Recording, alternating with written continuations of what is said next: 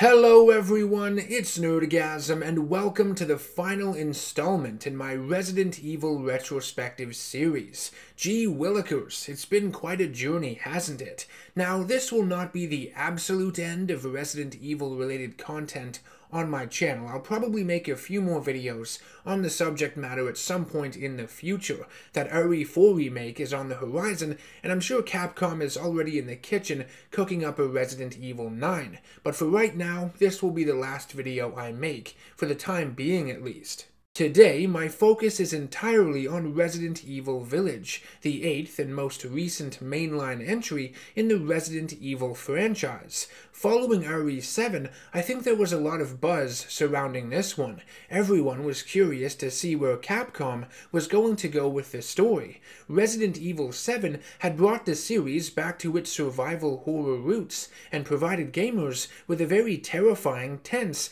and atmospheric experience that harkened back to the days of old, the original Resident Evil games released in the late 1990s and early 2000s. Development on RE8 began about 6 months before the release of RE7.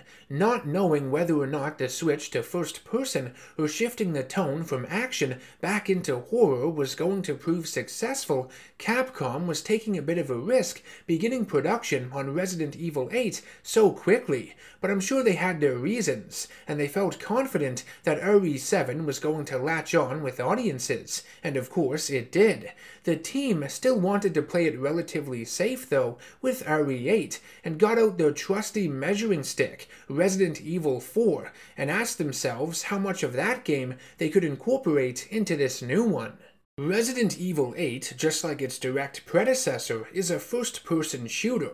The core gameplay is basically carried over identically from Resident Evil 7, so I'm not going to go through all of it again here, but know that RE8 does aim for more of an action-based approach with its combat. There is a greater variety of enemy types in this game compared to what was found in RE7, and they pop up far more frequently, meaning a lot more of this game's runtime is spent in combat, and much less of it is spent slowly and methodically exploring and solving puzzles. Its pacing is made much quicker and more energized than Resident Evil 7. Your character, the returning Ethan Winters, has also undergone a military training since the events of the last game, so a lot of his firing and reload animations have been made cleaner, and he has the ability to use a wider range of firearms, weapons that had not been seen in the previous game, like the sniper rifle for example. Taking a lot of inspiration from Resident Evil 4, the gameplay found in RE8 follows a very similar structure. It uses the same Tetris-like inventory system. You have a merchant where you can buy and sell items. Some of the treasures you can combine for larger sums of money, and can even purchase weapon upgrades and additional crafting recipes. The primary setting of the game is an Eastern European village that essentially acts like a main hub area, kind of like the one you would revisit in RE4, that becomes larger and opens up the farther you progress. Resident Evil 7 proved to be one of the more challenging games in the Resident Evil series for me, and I thought Resident Evil Village was going to be much of the same, but because the main story sections were broken up with frequent encounters with the merchant character, the Duke, giving you ample opportunity to buy useful resources and weapon upgrades with the generous amounts of treasures you could find, I found the game to be a lot easier than RE7. More often than not, I had plenty of ammunition and healing items in my inventory, and only a few brief sequences gave me any trouble. I didn't expect the game to be as easy as it was, but I can understand why this was the case. RE8 puts a greater emphasis on its action, more so than RE7 did. In that game, you really had to scrounge for resources and pick your battles. Here, while there are some survival horror elements, you can more or less blast away anything that crosses your path. Your entire approach to the game is different, but I don't think that's a bad thing. Capcom was able to balance everything nicely. The tone of RE8's story remains fairly consistent. Its atmosphere can get pretty haunting, and it takes itself seriously, which I can't really say about some of the other action-heavy installments that preceded it. Resident Evil Village takes place a little over 3 years after the events of Resident Evil 7. Blue Umbrella, in association with the BSAA, covered up the Baker House incident by labeling it a natural gas leak that not only cost the Baker family their lives due to the exposure to the gas, but also destroyed their home and the surrounding area, which is now currently in isolation and will remain that way for at least 10 years. After Ethan Winters saved his wife Mia from bioweapon E001, Evelyn, they would both be relocated to Eastern Europe by BSAA Captain Chris Redfield, where they would bring a baby girl named Rose into this frightening and cruel world. And I gotta say, I know it's just a bunch of three-dimensional polygons stuck together, but man, did Capcom make Rose look absolutely adorable. Ain't she the cutest MacGuffin you ever saw? The beginning of Resident Evil Village starts out like no other game in the series, but that's what I love so much about it. It opens with this cinematic, a storybook called Village of Shadows, that Mia is reading to Rose. It's about this little girl who goes out with her mother to collect berries in a forest while her father works. She ventures off on her own and gets lost, encountering different creatures that gift her with special items, until she grabs what she believes to be a gift from one of them and is punished for it by a dark witch. What seems like an innocent little folktale about disobedience and greed is actually a clever tool that foreshadows the events of the game and introduces all of the main characters. The 4 creatures in the story represent the 4 houses, the 4 lords that rule over the deserted village, all commanded by a sinister cult leader and witch. After finishing the story, Mia notices that Rose has fallen asleep. As she goes to get dinner ready, she passes Rose off to Ethan, and it's your job to carry her to bed. Now, the first time you play this game, you wouldn't pick up on all the subtle things that happen in this sequence, but with additional playthroughs, more and more of it makes sense, becomes clear. When you return to Mia in the kitchen, she has finished cooking a local dish, presumably one Ethan has never seen her make before. Whenever Ethan brings up what transpired in Louisiana, Mia is quick to change the subject, as if she doesn't remember, or wasn't even there. Before the 2 lovebirds can sit down with their wine and enjoy their meal, the lights go out, and Mia is shot with a hail of bullets. The perpetrators of this cold-blooded attack are the rogue BSAA agents led by Chris Redfield, calling themselves the Hound Wolf Squad. Immediately, shit in this game goes to hell in a handbasket, and the player is left asking a lot of questions. Many of these questions could be answered by Chris right then and there, like why in God's name did he shoot and kill Mia, the woman you spent the entire last game trying to save, and why is he taking the innocent little baby Rose, as well as Ethan, hostage? But the writers of RE8 would much rather toy with your emotions and play the long game.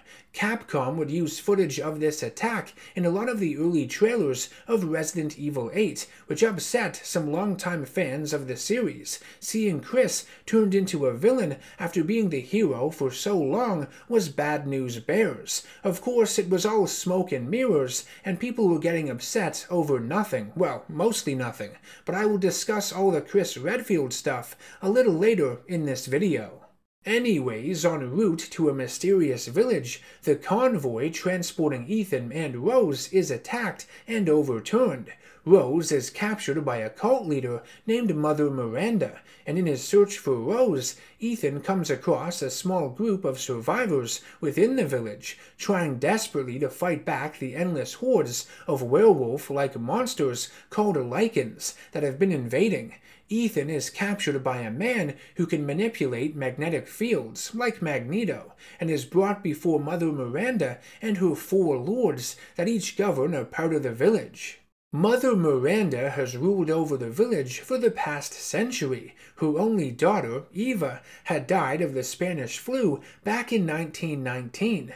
Driven mad by her death, Miranda would stumble upon a cave which housed a giant ancient fungus root called the Megamycete, which gave Miranda superhuman abilities. Through manipulation, she made the villagers believe this root was a black god and her its prophet. Using the powers of the black mold, Miranda believed she could bring her deceased daughter back from the dead. She would perform twisted experiments on the villagers, implanting them with genetically engineered parasites called Cadeau, with the intention of turning them into powerful hosts for her daughter's consciousness to inhabit. Most of the villagers experimented on were transformed into lichen creatures, but 4 of them, the 4 lords, would have far more unique reactions to the parasites. Miranda would capture Rosemary Winters, believing she would be the perfect host for her daughter's consciousness. In a special ritual within the village's church, Rose's body would be separated into 4 pieces, contained within yellow flasks, and given to each of Miranda's lords in preparation for a later ceremony that would essentially see Eva's spirit take over Rose's body. The main chunk of Resident Evil 8's story has you travel to each of the Lord's strongholds and take back the part of Rose in their possession. The idea of a father having to fight for his life to retrieve the disembodied parts of his infant daughter is just fucked up beyond comprehension. Anywho, the first of the 4 lords you face is the imposing, aristocratic vampire Lady Alcina Dimitrescu, along with her 3 daughters, Bella, Cassandra, and Daniela, all of which you have to eliminate in order to retrieve a flask containing one of Rose's body parts. Lady D is by far the most memorable character in Resident Evil 8, and one of the most memorable from this entire franchise, despite being such a new addition to it. Unfortunately, my thoughts regarding her are very mixed. On one hand, I find her to be a very intriguing antagonist. Her castle is one of the more visually impressive locations in this game. While you are only there a short time, the pacing in it is impeccable, and I found myself unable to put the game down. I love the idea of Dimitrescu and her daughters, who are really 3 dead women who were experimented on by her and Mother Miranda, given the ability to transform into flesh-eating fly-like organisms, creating wine out of the blood of their victims. It's a very cool, yet very creepy concept. I also love the role Lady Dimitrescu plays in the game, stalking you like Mr. X or Nemesis, bending over to fit through doorways and slashing at you with her retractable claw-like nails. But sadly, the scariness of this character has been basically eliminated at this point, completely gutted, due to all of the memes regarding her height, hip, and breast size. You know, the ones where all the horny gamers were saying, "Step on me, mommy," or "harder." Whatever Capcom was initially going for with this character doesn't matter, because it has been lost, so diluted at this point, made a mockery of, that it's hard to feel any real level of suspense and terror with this character whenever she pops up on screen. I don't find her frightening anymore, not in the slightest, just funny, and that's a shame. Capcom put all their eggs in the Lady Dimitrescu basket, as she was the face of a lot of the marketing material for RE8. I don't think Capcom realized how popular she would become upon its release. Even with the benefit of hindsight, it's still rather confusing that they would choose to remove this character from the story so early on, when she is clearly the most interesting out of all the lords in the game, even more captivating than Mother Miranda herself, in my opinion. That said, factoring in everything I just mentioned regarding the memes, I think having Lady D featured in a lot more of Resident Evil 8 would have just damaged the final product in the long run. I'm glad she died when she did. Now, a lot of people think the game goes downhill after Castle Dimitrescu, but I honestly don't think so. The second lord you face is Donna Beneviento, the village's dollmaker, who suffers from deep social anxiety, communicating only through her doll named Angie, and living isolated from the rest of the village on the side of the mountain. After being implanted with the Cadeau parasite, Beneviento would develop the ability to secrete a psychoactive pheromone that causes intense hallucinations. Think Purple Man mixed with Scarecrow. This entire section of the game is quite unique because it doesn't feature any combat whatsoever, which I think some players may have disliked, but I thought it was brilliant, a nice change of pace, focusing more on puzzle solving, and its atmosphere is meant to unsettle you by means of psychological horror. On Ethan's approach to the house, he sees visions of Mia holding Rose, and when he reaches the front door, he is forced to give up his memories, a photo of his family, to enter. Inside the house, among its many floors, you are exposed to a lot of powerful imagery, a music box with a newlywed couple standing on top, dummies, one of which made to look like Mia, several cribs, dolls, and pictures on walls that all represent motherhood and pregnancy. Ethan is experiencing his fear, the fear of losing his wife, and more specifically, his daughter, and this fear materializes in the most terrifying of forms, a giant crying fetus creature that you must avoid and hide from within the house. This sequence, hands down, is the most frightening in any Resident Evil game in my opinion. I literally had chills running up and down my spine. When you are waiting for the last elevator, can hear the fetus coming around the corner and you have no escape, it's fucking scary, whether the moment is scripted or not.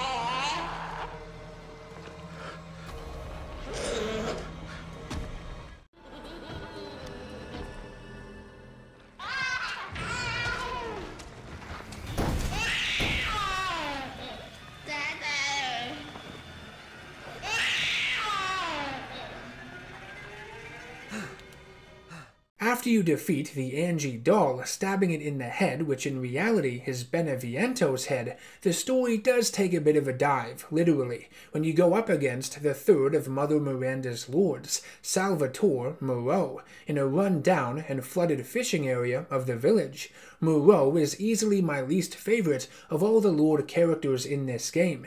His mutation from the Cadeau parasite is the most extreme, looks the most painful, and when you retrieve the flask from him straight away, unlike the other lords, he begs you to give it back in fear of upsetting Miranda and being removed from her council, so there is an abusive relationship there. Moreau is the least respected of all the lords, and you have a bit of sympathy towards him because of that.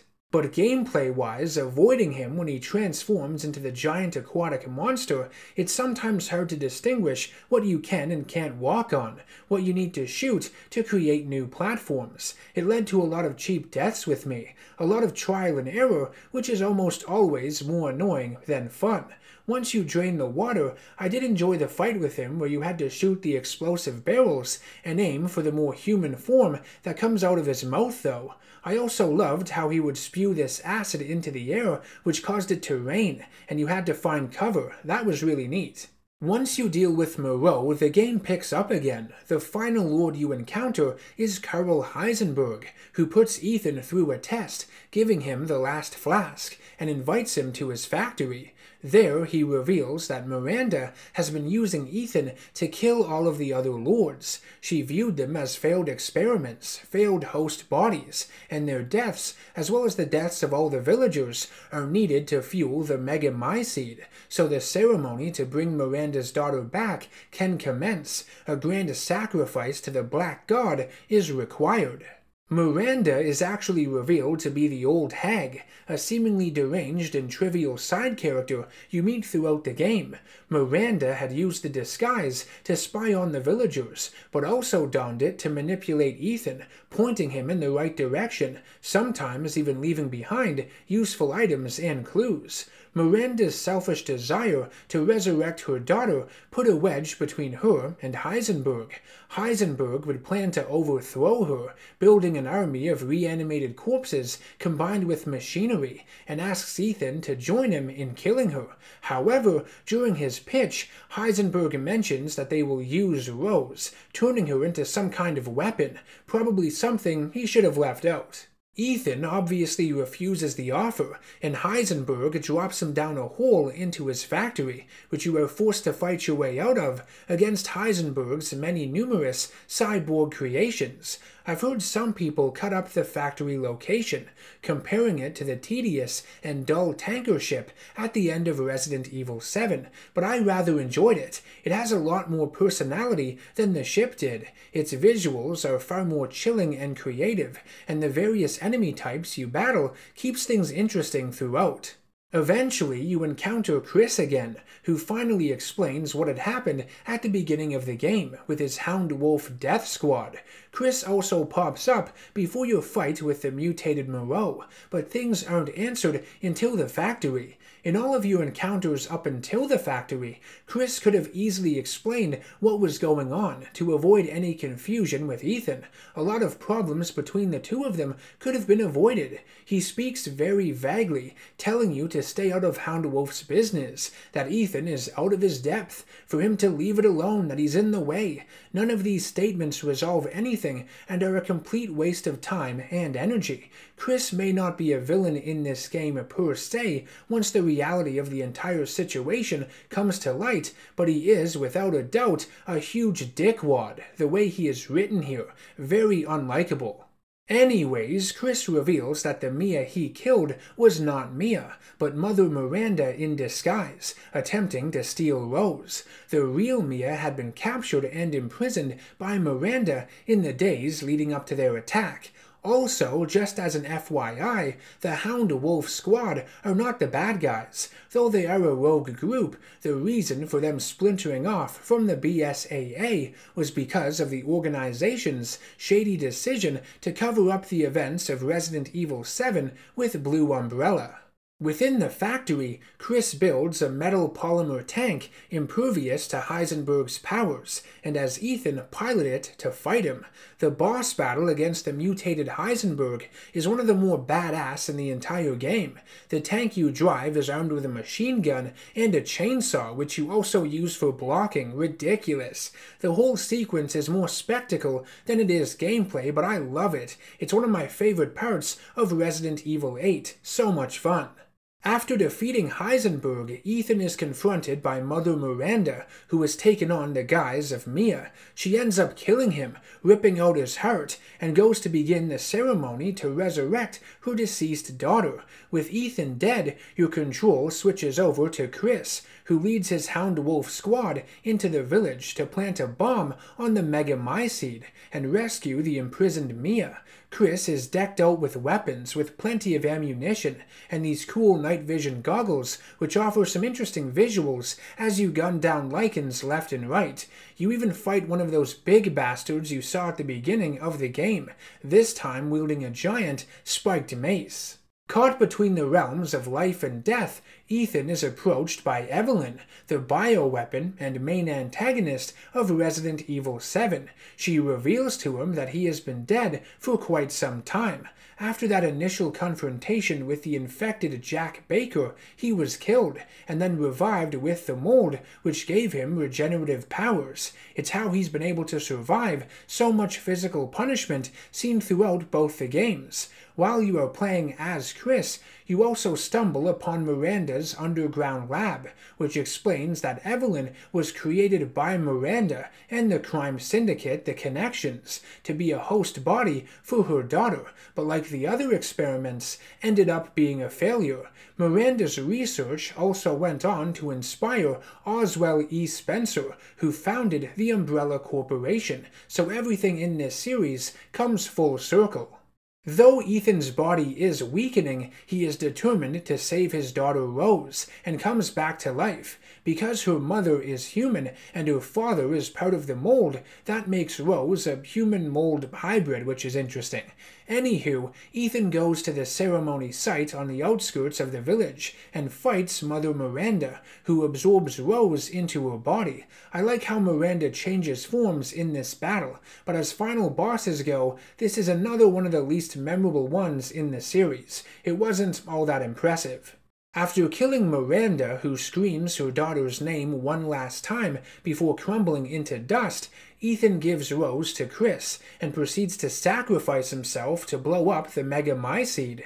The visual of the father sacrificing himself to defeat the witch is the exact same as in the Village of Shadows storybook, when the father is consumed by the forest. We then cut to several years later where a grown-up Rose visits the grave of her father, wishing him a happy birthday. Some agent arrives and tells Rose that she is needed, and as they drive off, a mysterious silhouette can be seen walking towards them, presumably Ethan's. A message then pops up on screen saying the father's story is done. I would assume that Rose will be the main protagonist in Resident Evil 9, unless of course the Shadows of Rose DLC coming out closes this chapter of the story in a fitting way, and then we can just move on to something else. Resident Evil Village shares a lot of similarities with Resident Evil 4. Not only does it reintroduce many of the same gameplay features I mentioned earlier, but its basic premise is identical. You have the hero traveling to a European village in search of a missing daughter, making their way through a large and foreboding castle, going up against an evil cult infecting people with parasitic organisms. You get the picture. Though a lot of elements in this game feel like a retread, I think it still provides more than enough new ideas to feel different and unique, standing out from what had come before it, mainly Resident Evil 4, its biggest influence, clearly.